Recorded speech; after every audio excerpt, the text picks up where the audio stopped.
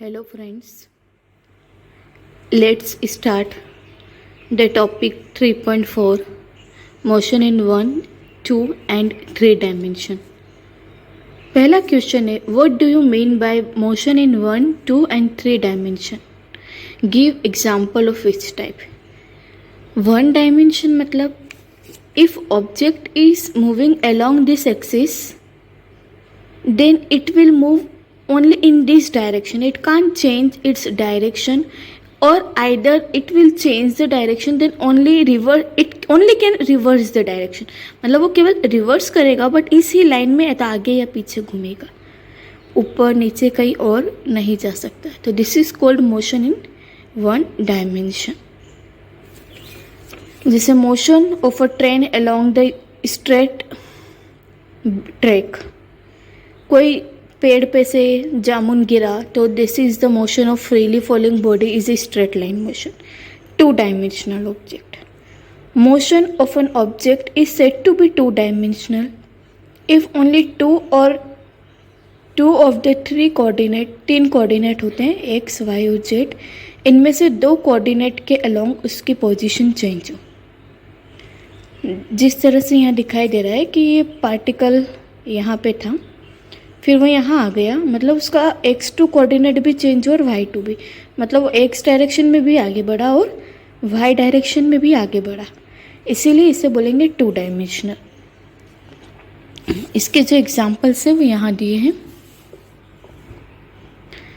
Motion of a planet around the sun और car moving along zigzag path. इस तरह से यदि साइकिल भी चला रहे हैं तो that is the 2 dimensional motion.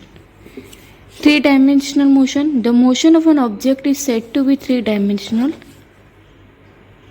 if all the 3 coordinate specifying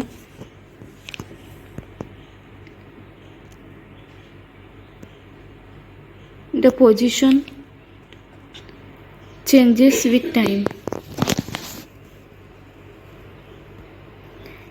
okay, जैसे कि चिड़िया है, वो उड़ रही है तो उस एक्स डायरेक्शन में, वाई डायरेक्शन और जेड डायरेक्शन, तीनों डायरेक्शन में मोशन हो रहा है. This is called 3 dimensional motion.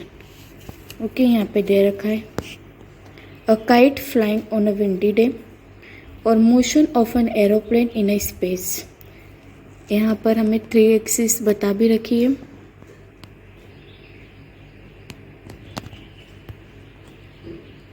देखें आप, एक्स वाई और जेड तीनों एक्सिस में चेंज आता है. एक्चुअली 3D हमें इमेजिन करना पड़ता है. ये या तो इस प्लेन के बाहर की तरफ होता है या इनसाइड होता है, और पेपर पर हम इसी 3rd लाइन इसे 3D इसे बोलते हैं, और यहाँ हम कह सकते हैं, हम इसे कहते हैं जेड एक्सिस को.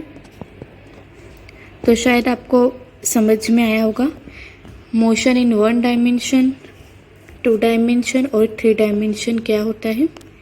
अगले वीडियो में हम देखेंगे डिस्टेंस और डिस्प्लेसमेंट क्वांटिटी के बारे में.